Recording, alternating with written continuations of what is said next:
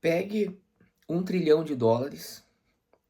lastreie esse US$ 1 trilhão em ouro, e você pega esse US$ 1 trilhão, coloca na mão do sujeito e fala para ele assim, ó, você só vai poder gastar esse US$ 1 trilhão no meio de um deserto, onde não haverá qualquer bem, produto ou serviço para que possa ser adquirido com esse dinheiro. Pergunta: esse dinheiro lastreado em ouro tem valor? Obviamente que não. Segunda pergunta: ele tem lastro?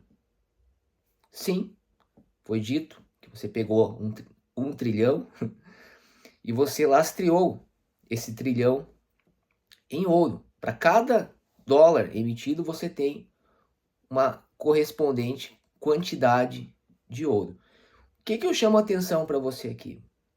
Primeiro, a diferença entre lastro e valor.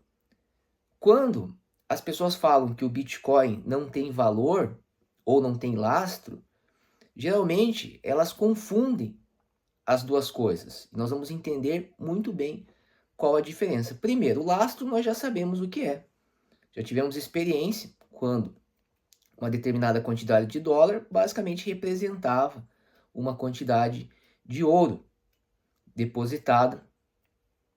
E esse sistema ele foi abolido pelo presidente Nixon. Foi a quebra do chamado Acordo de Bretton Woods. Hoje as notas elas são emitidas, mas não há um lastro físico nesse sentido de você ter, por exemplo, um metal, certo? O que é o valor? Bem, o valor já é uma coisa um pouco mais complicada de se responder, mas nós temos uma resposta muito lógica, além de você encontrar em trabalhos filosóficos, desde Aristóteles, você também encontra no livro de um economista ligado à chamada economia, escola austríaca de economia, chamado Karl Menger, aonde princípios de economia política, aonde ele explica o que é o valor. Algo muito simples. Basicamente, o valor é aquilo que satisfaz uma necessidade humana. Na medida que um objeto ele tenha propriedades que possa ser colocada em nexo causal com alguma necessidade humana, e essas propriedades sejam capazes de satisfazer uma necessidade humana, então esse objeto passa a ter valor. Então o valor está sempre associado a alguma necessidade humana. Quando que uma moeda efetivamente ela tem valor? Quando ela te dá a possibilidade de adquirir produtos e serviços. Ou seja, em síntese, a moeda nada mais é do que um meio de coordenação social. Ela tem como principal propósito facilitar o comércio. Isso é de extrema importância.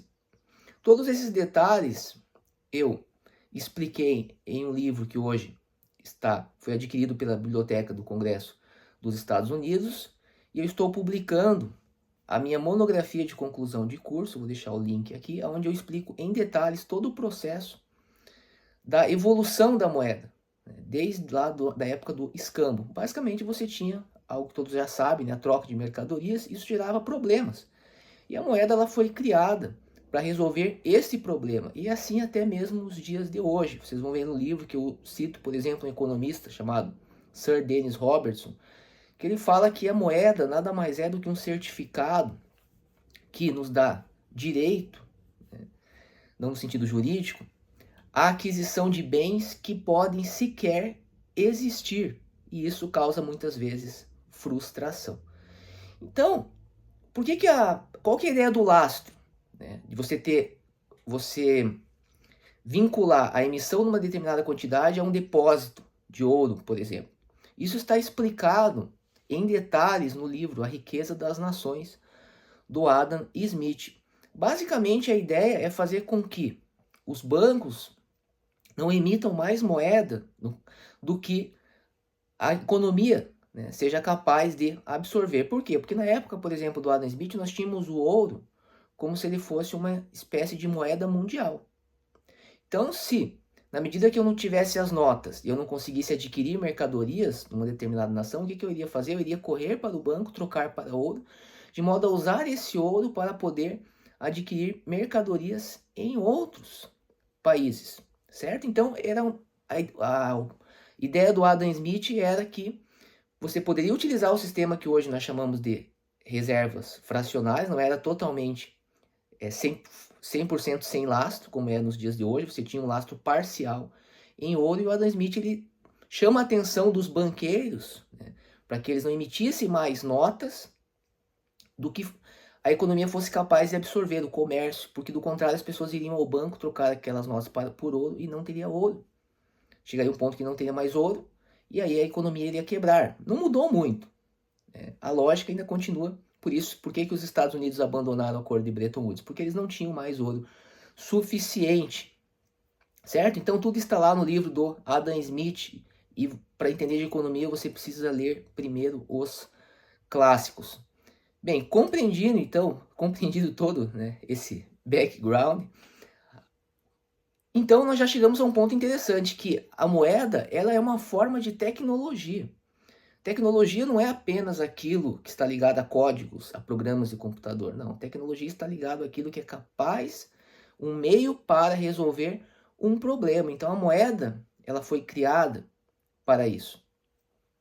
O que acontece é que no estágio atual do sistema capitalista, e não apenas no estágio atual, mas algo que é intrínseco ao sistema capitalista, é a necessidade de você integrar os mercados.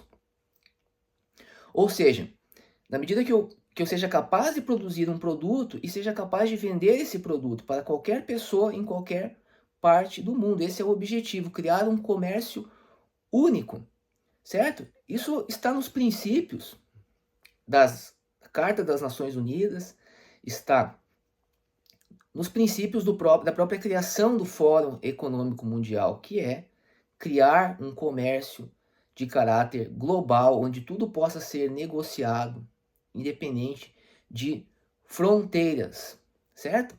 Mas como que eu realizo esse objetivo? Utilizando a moeda estatal.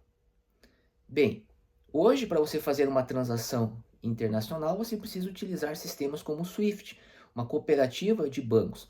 Mas qual que é o problema do SWIFT? O problema do SWIFT é que ele não proporciona uma interoperabilidade adequada aos anseios da construção desse comércio mundial integrado. Cada banco tem o seu sistema, não há uma padronização. Então, na medida que reconheceu-se tecnologias que vieram com o Bitcoin, vamos voltar no Bitcoin, depois passaram a ser expandido para a rede Ethereum, ou seja, que esses sistemas foram capazes de criar uma rede de caráter transnacional capaz de permitir esse comércio de produtos e serviços.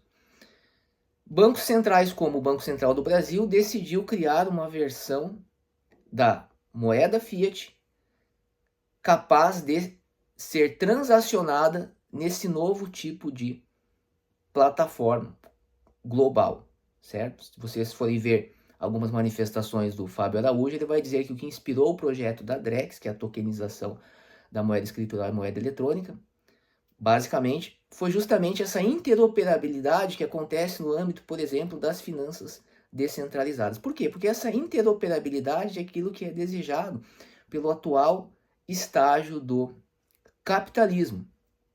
Bem, essa tecnologia e essa rede, hoje, o maior exemplo, o exemplo mais seguro que nós temos é a rede Bitcoin, certo? Que consegue substituir todo o processo de validação das transações feitos pelas instituições financeiras de forma centralizada em algo composto por uma rede distribuída, uma rede que nós podemos chamar cooperativa, porém de caráter transnacional, onde nós temos milhares de nós dialogando segundo regras definidas por aquilo que chamamos de protocolo.